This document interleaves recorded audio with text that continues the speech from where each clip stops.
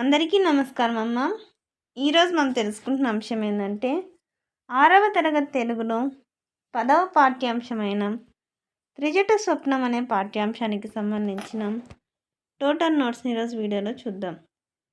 ఇంకా ఆలస్యం చేయకుండా వీడియోలోకి వెళ్ళే ముందు ఇంకా మన ఛానల్ సబ్స్క్రైబ్ చేసుకుని వాళ్ళు ఎవరైనా ఉంటే దయచేసి సబ్స్క్రైబ్ చేసుకొని లైక్ చేసి షేర్ చేసి మీ ఫ్రెండ్స్కు రిలేటివ్స్ అందరూ సబ్స్క్రైబ్ చేసుకోమని చెప్పండి.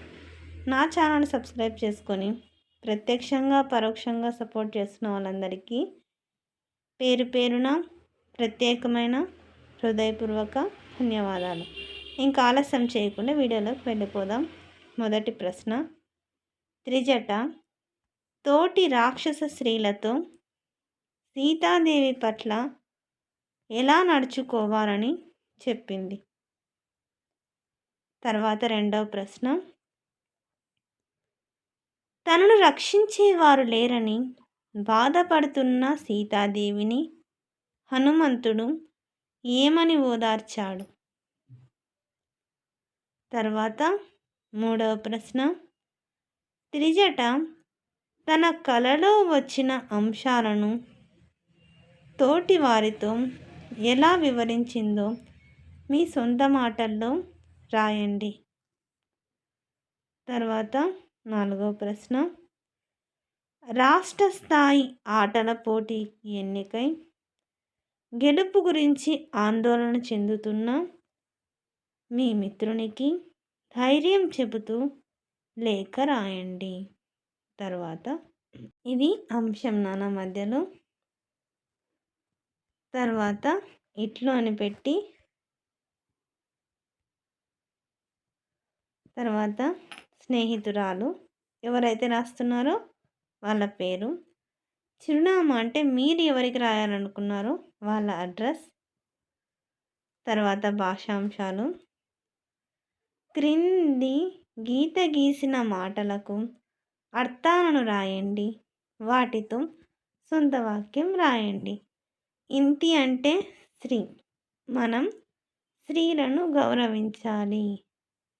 కోటీరం అంటే కిరీటం, ప్రజాస్వామ్యంలో రాజరికాలు కిరీటాలు లేవు. ఉర్వి అంటే భూమి, ఈ భూమిని జాగ్రత్తగా కాపాడాలి. రాఘవుడు అంటే శ్రీరాముడు, శ్రీరాముడు ధర్మస్వరూపుడు. లెస్స అంటే బాగు, అన్ని భాషలలోకి తెలుగు భాష బాగుగా ఉంటుంది. క్రింది పదాలకు ప్రకృతి వికృతులను జతపరిచి రాయండి. భాషా ప్రకృతి భాషా వికృతి, అంబ ప్రకృతి అమ్మ వికృతి, నిద్ర ప్రకృతి నిదుర వికృతి. క్రింది పదాలను విడదీయండి.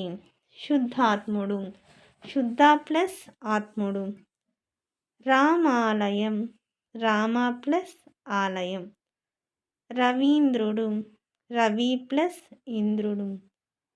కవీంద్రుడు, కవి ప్లస్ ఇంద్రుడు. భానుదయం, భాను ప్లస్ ఉదయం. గురుపదేశం, గురు ప్లస్ ఉపదేశం. పితృణం, పితృ ప్లస్ రుణం. మాతృణం, మాతృ ప్లస్ రుణం. అందరికీ ధన్యవాదాలమ్మా. ఇంకా మన ఛానల్ని సబ్స్క్రైబ్ చేసుకుని వాళ్ళు ఎవరైనా ఉంటే దయచేసి సబ్స్క్రైబ్ చేసుకొని లైక్ చేసి షేర్ చేసి మీ ఫ్రెండ్స్కు రిలేటివ్స్ అందరికీ సబ్స్క్రైబ్ చేసుకోమని చెప్పండి.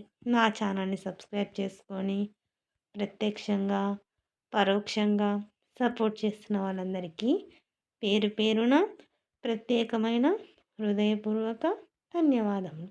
అందరికీ ధన్యవాదాలు. దయచేసి వీడియోని మాత్రం స్కిప్ చేయొద్దు. ధన్యవాదాలు.